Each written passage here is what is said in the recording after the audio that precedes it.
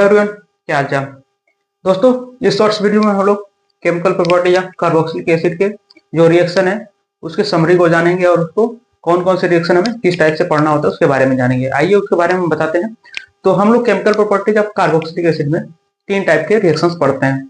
एक होता है आपके पास क्लीवेज ऑफ एच, यानी जब आपके पास कार्बोक्सिलिक एसिड का ओनली एच यानी हाइड्रोजन सब्स्टिट्यूट हो जाता है तो उसे हम cleavage R C double bond O H का उसको हम पढ़ते हैं क्लीवेज ऑफ माइनस एच। ठीक, इसमें कौन कौन से रिएक्शन आते हैं आपके पास? आता है reaction with metal and base, यानी मेटल के साथ रिएक्शन और बेस के साथ रिएक्शन। इसमें आता है आपका पहला रिएक्शन होता है। दूसरा होता है एसिडिटी ऑफ कार्बोक्सिलिक एसिड, यानी कार्बोक्सिलिक एसिड के एसिडिटी के बारे में जानने के लिए हम लोग क्लीवेज ऑफ एच को पढ़ते हैं। ठीक है, दूसरा रिएक्शन आपके पास होता है cleavage of R, cleavage of minus O H होता है, यानी यहाँ से आपके पास ओ एच निकल जाता है और इसके साथ जो भी सब्स्टिट्यूएंट होता है तो आके जुड़ जाता है। ठीक है, इसमें पहला रिएक्शन होता है आपके पास एस्टेरिफिकेशन, यानी एस्टेरिफिकेशन में हम लोग कार्बोक्सिलिक एसिड से एस्टर बनाते हैं।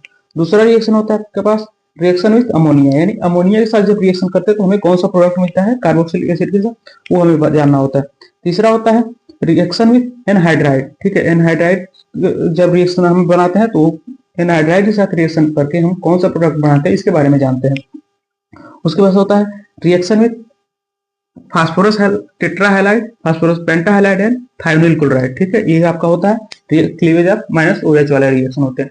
और एक होता है आपके पास क्लीवेज ऑफ C11OH, यानी फंक्शनल ग्रुप ही बाहर निकल जाता है इसमें से, यहाँ से या तो ऐसे ब्रेक करेंगे या ऐसे ब्रेक करेंगे। ये जो होता है इसे हम क्लीवेज ऑफ C11OH वाले कैटेगरी में हम रखते हैं। तो इसमें आपके पास कौन सा रिएक्शन होता है? रिडक्शन होता है।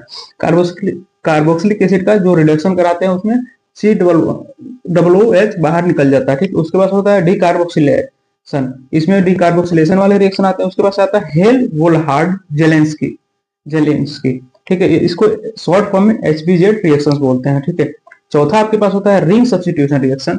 इसमें हम लोग एरोमेटिक कंपाउंड के साथ जब कार्बोक्सिलिक एसिड का रिएक्शन करते हैं तो हमें कौन सा प्रोडक्ट मिलता है इसके बारे में जानते हैं। तो इन सारे रिएक्शंस को आप लोग डिटेल्स में पढ़ने के लिए आप लोग chemical properties of carboxylic acid वाले लॉन्ग वीडियो को देख सकते हैं।